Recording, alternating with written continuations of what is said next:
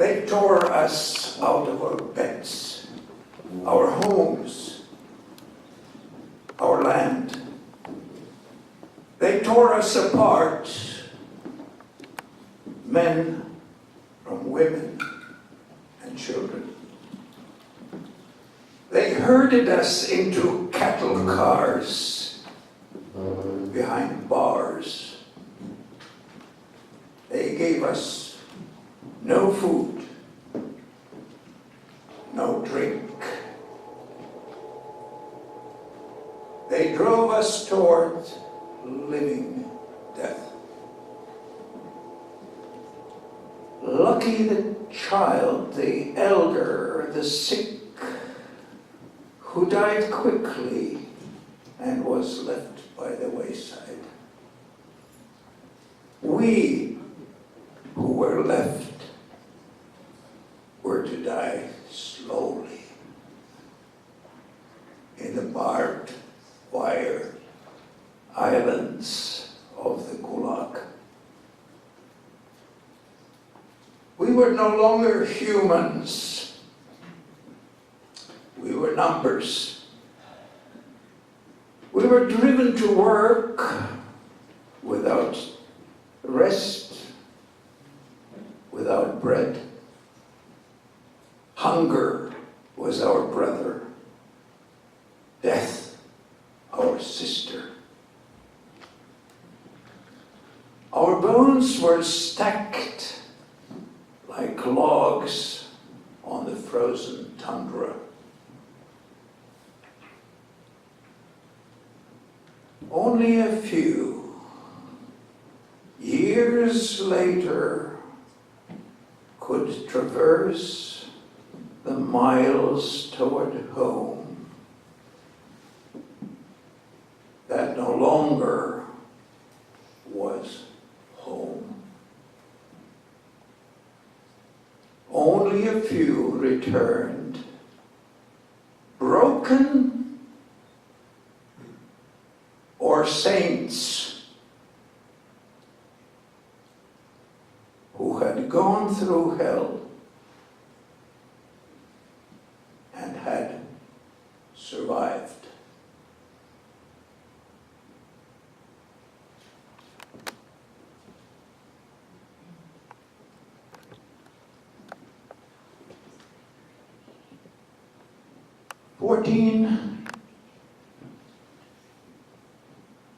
June 1941. These lines stem from a survivor of the deportation, poeticized. They were written on a piece of paper. It tells it all. There were some close to 50,000 people all over the Baltic states who heard the knocks.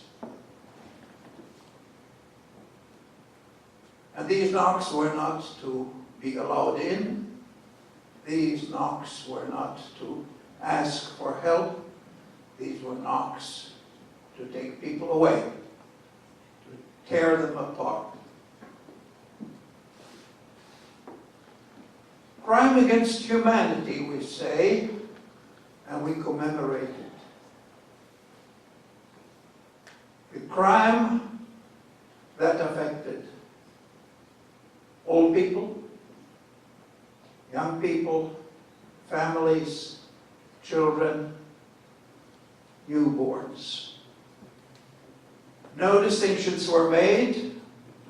All became enemies of the state, whose laws were quite different from those that we cherish so much and that we are trying to uphold in this country and now in our, again, independent countries.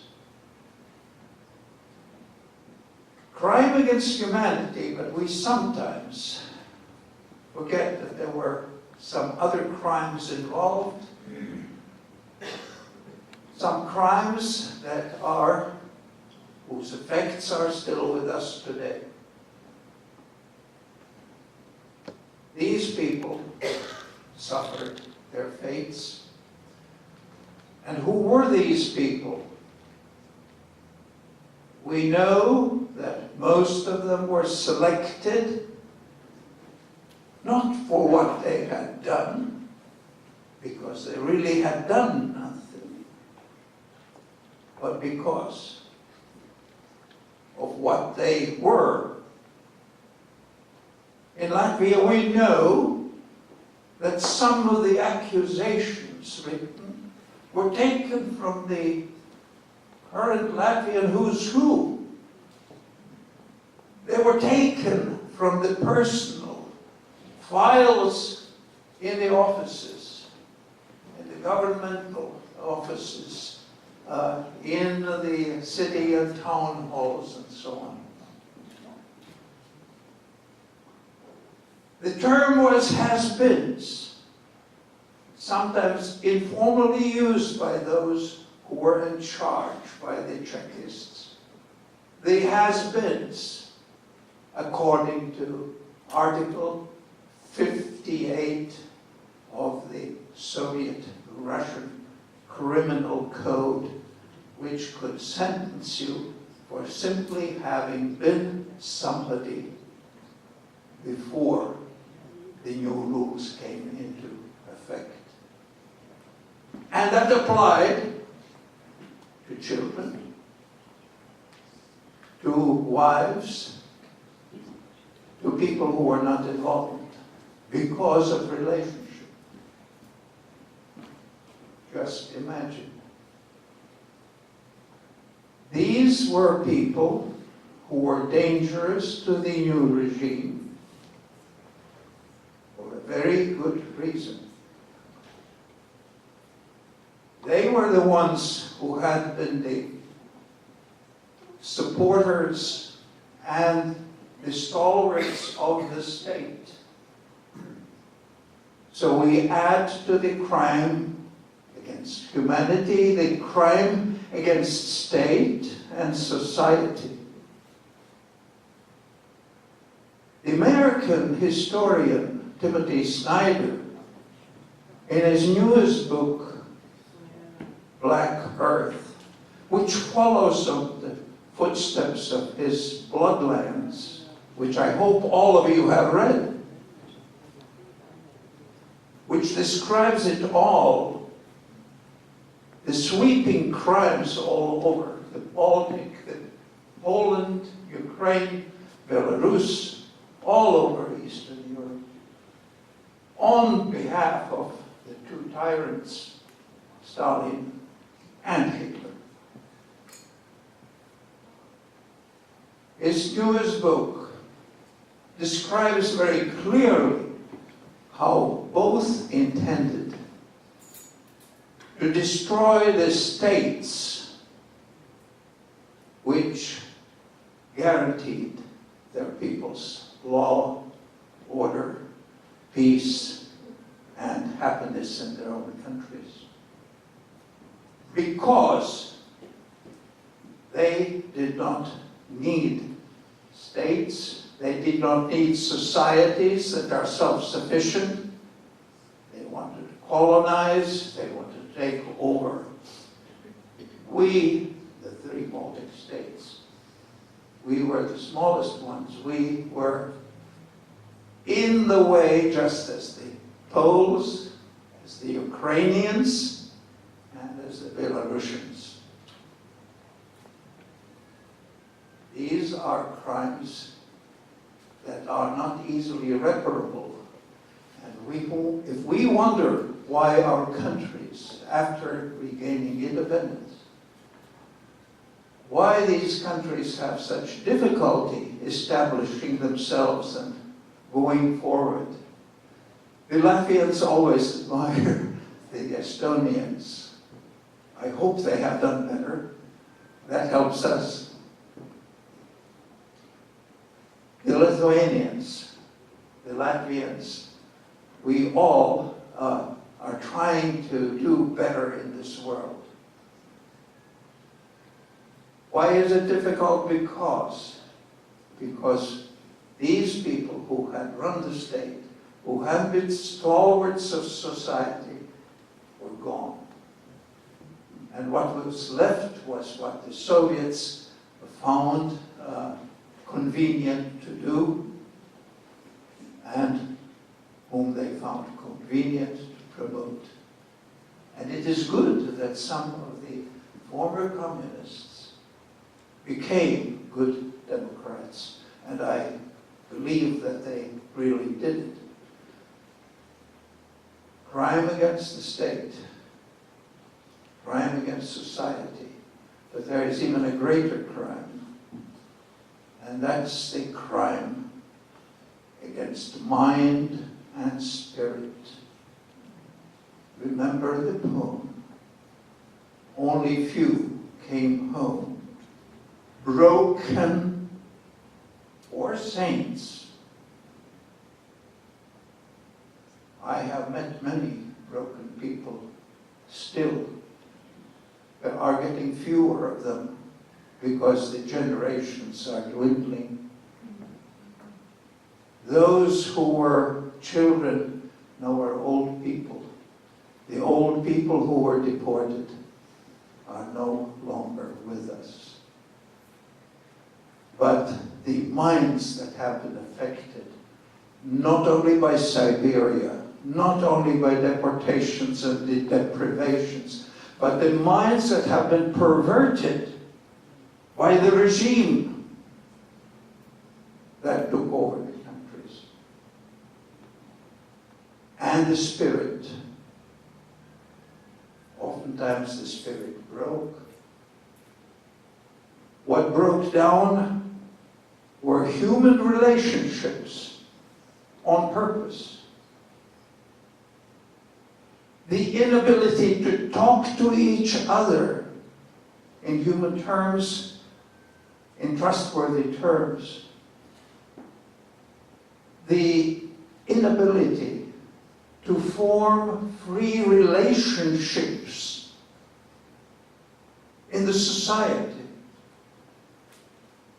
The control, and as the pastor said, the all-permeating fear. And even today, in our countries, there is this sense of not having been able to discuss freely, to open ourselves up, and to deal with those horrors that our countries, our people experienced.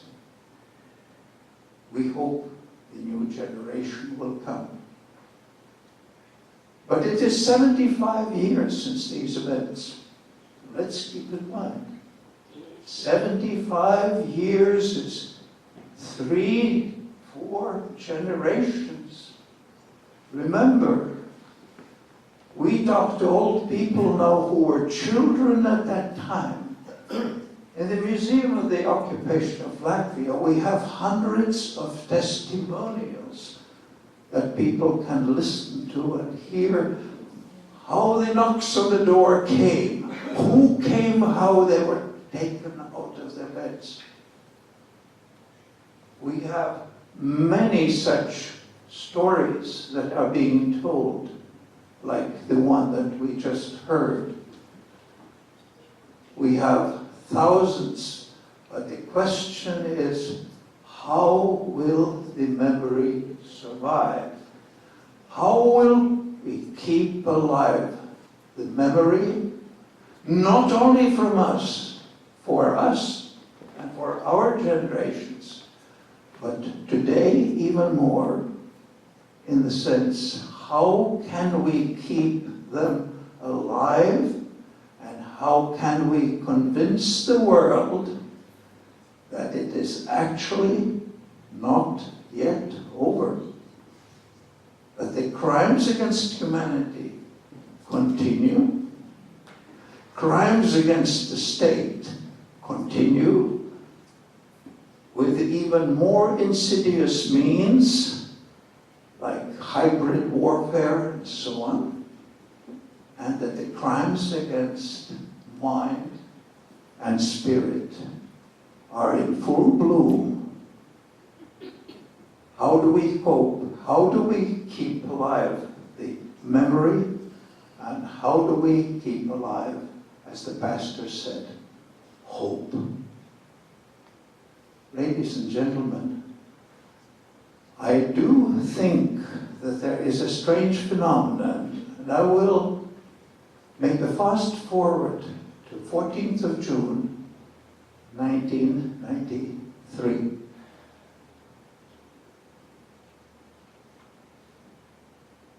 The note written by a deportee. I got the note from the persons who were at that time organizing the Museum of the Occupation. And the director at that time said, "Here, why don't you write it up so that it sounds good and translate it?" This is my translation,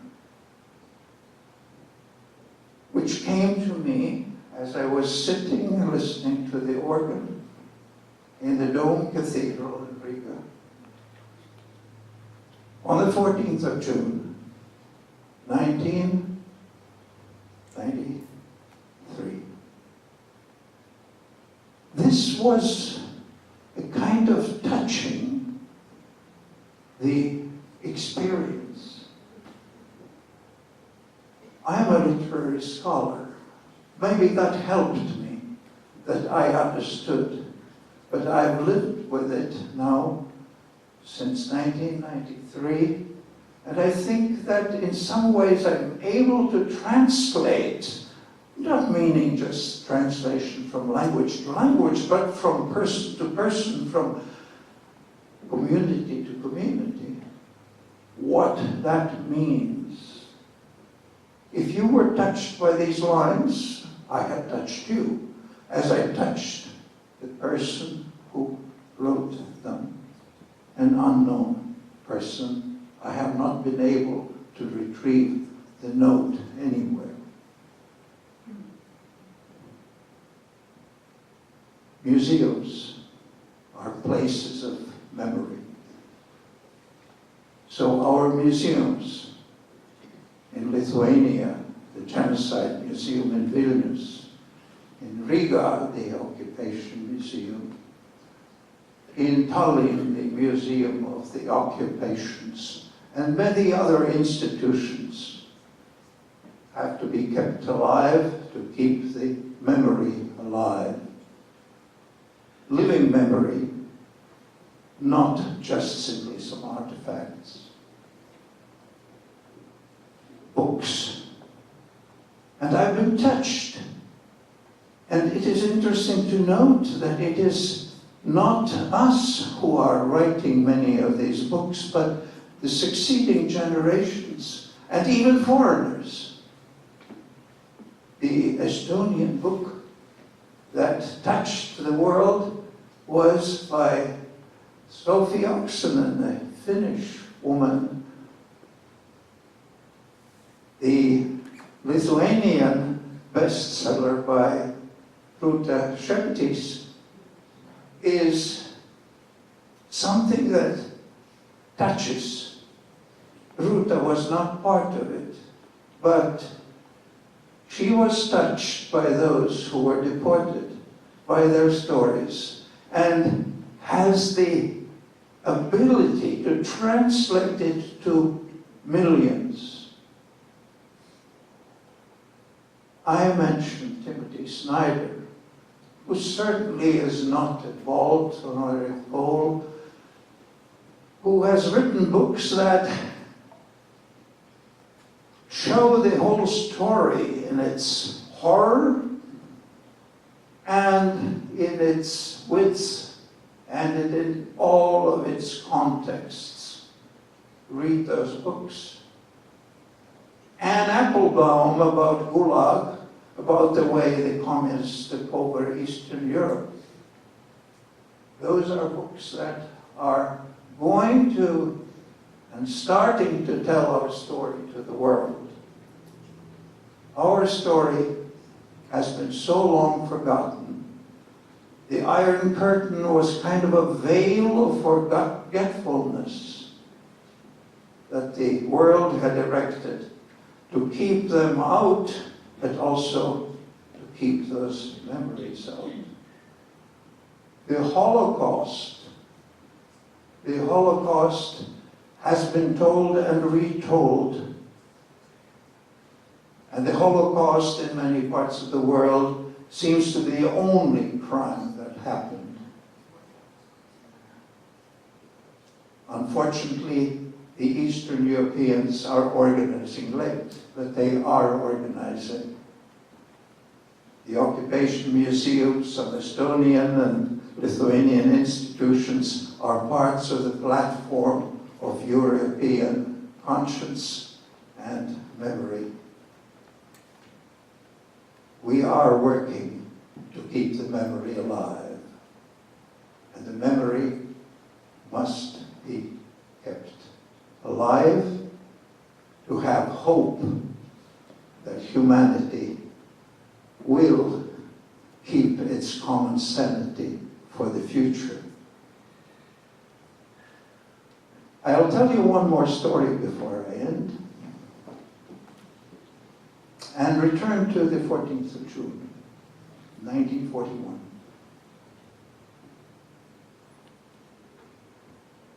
It's about a young boy whom his parents, outside Riga, sent to the store to get some milk on the bicycle, and he goes out on the highway,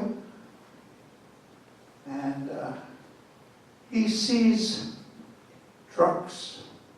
And one truck with his teacher and her husband sitting, staring into heaven, and they don't see the boy's greeting. And on the trucks,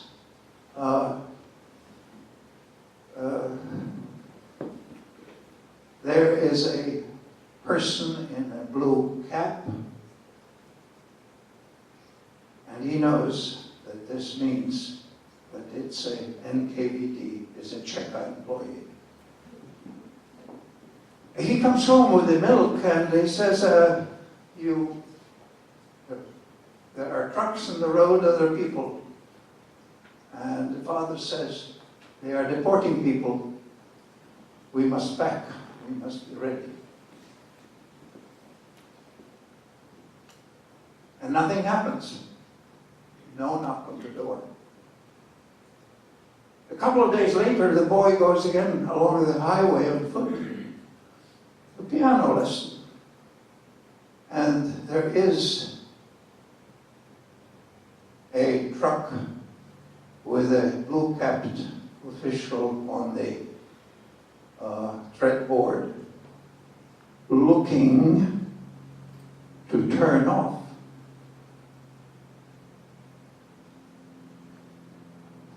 What if they're coming to get us, goes through the boy's mind.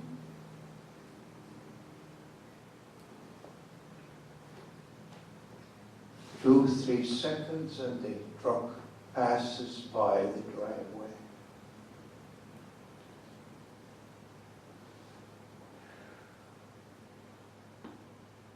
Ladies and gentlemen, 10-year-old boys should not be exposed to decisions like that. Decisions which actually are no choices, because any choice you make under the circumstances is the wrong choice. Ladies and gentlemen, I don't know to this very day what I would have done if the truck had not passed our driveway. So I am here, not by choice, not by decision, but the only thing that is left is chance. Do we want our lives to be lived in chance and on the chance alone? Or be exposed to those who are stronger to us and who leave us no way to think for ourselves or feel for ourselves? Ladies and gentlemen, let us keep the memory alive. Let us keep the commemoration alive every year in generations to come. Let's keep reminding the world